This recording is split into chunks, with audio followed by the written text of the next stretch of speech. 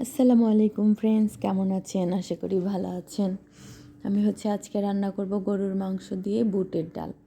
তো আমি বুটের ডালগুলো পানিতে ভিজিয়ে নিয়েছিলাম, সেটা পরে পানি থেকে ধুয়ে সুন্দর করে রেখে দিয়েছি। মাংসটাও সুন্দর করে পরিষ্কার করে ধুয়ে নিয়েছি। আর এদিকে চুলায় কড়াই দিয়ে দিয়েছি, গরম হয়ে গিয়েছে। তো তেল দিয়ে আমি পেঁয়াজগুলো দিয়ে এটাকে সুন্দর করে ভেজে নেব। বন্ধুরা বলুন কার কার বুটের ডাল দিয়ে গরুর মাংস খেতে ভালো লাগে? আমার তো খুব ভালো লাগে। তো এখানে এই যে পেঁয়াজটা সুন্দর করে আমি ব্রাউন কালার করে ভেজে নিয়েছি। আর এখানে আদা রসুন দিয়ে এটাকে আমি একটু তেলের মধ্যে ভেজে নেব। অল্প একটু সময় ভেজে নিলে তরকারিটা খুব টেস্ট হয়। তো আমার এই যে আমি ভেজে নিয়েছি, একে একে আমি এখন সব মশলাগুলো দিয়ে দিব। তো এখানে আমি লবণ, হলুদ, মরিচ, ধনে গুঁড়ো আর ভাবতে পারেন যে আমি গরম মশলা কেন দিচ্ছি না।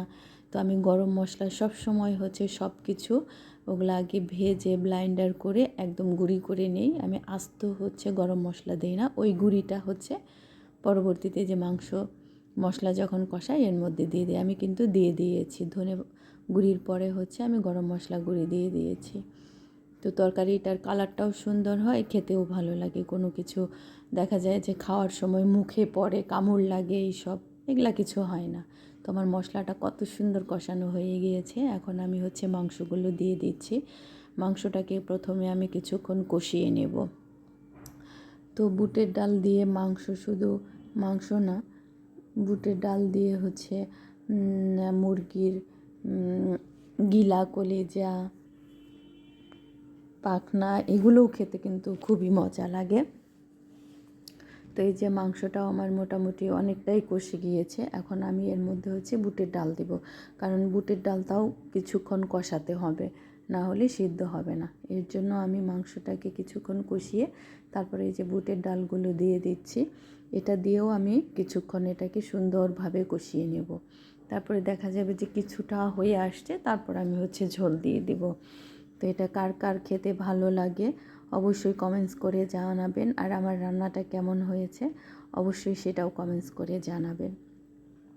তো মাংসর কালারটা কত সুন্দর আসছে, জানি না খেতে কেমন হবে, আমার মনে হচ্ছে অবশ্যই ভালো হবে। তো আমি এটাকে সুন্দর করে নেড়ে চেড়ে এটা ঢাকনা দিয়ে ঢেকে দেব। এটা কিছুক্ষণ ঢেকে দেওয়ার পর প্রায় সিদ্ধ হয়ে যাবে। তো এই যে দেখুন, এখন এই যে কত সুন্দরভাবে কষে গিয়েছে, নিচে হালকা হালকা করে লেগেও গিয়েছে। তো এটাকে আমি কিছুক্ষণ নেড়ে চেড়ে তারপরে পানি দিয়ে দেব। কিন্তু কত সুন্দর একদম ঝরঝরে কষানো হয়ে গিয়েছে। ডালটাও কত সুন্দর হয়ে গেছে, ডালটাও আমার মোটামুটি সিদ্ধ হয়ে গেছে। এখন যেটুকু আমি পানি দিব ওইটুকু পানিতে আমার ডালটা পুরো সিদ্ধ হয়ে যাবে। মাংসটা কষে একদম এই যে তেল বের হয়ে গিয়েছে। এরকমভাবে কষিয়ে নিয়ে রান্না করলে তরকারি অবশ্যই টেস্ট হবে। তো আমার চ্যানেল যদি আপনাদের ভালো লাগে অবশ্যই সাবস্ক্রাইব করবেন, ফলো করবেন, শেয়ার করবেন। তো সবাই ভালো থাকবেন, ধন্যবাদ সবাইকে। এই যে কত সুন্দর হয়ে গিয়েছে। এখন আমি এর মধ্যে ঝোল দিয়ে দেব।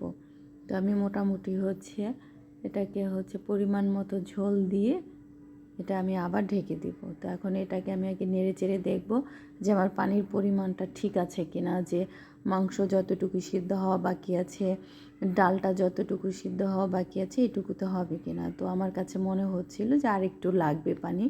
তো আমি আবার আরেকটু পানি দিয়ে দিব এখানে। কিন্তু একটাই ভুল করেছি আমি, মাংসটা যখন রান্না হয়ে গিয়েছিল ওইটুকু আমি আর ক্যামেরায় বন্দি করতে পারিনি। এই পর্যন্তই আমার ভিডিও। তো পরবর্তী রান্নাটা খুবই সুন্দর ছিল, একদম মাখা মাখা ছিল, ঝোলও না একদম বেশি মাখা মাখাও না, মিডিয়াম সাইজ, যা রুটি দিয়ে ভাত দিয়ে খাওয়া যাবে সেরকম ছিল।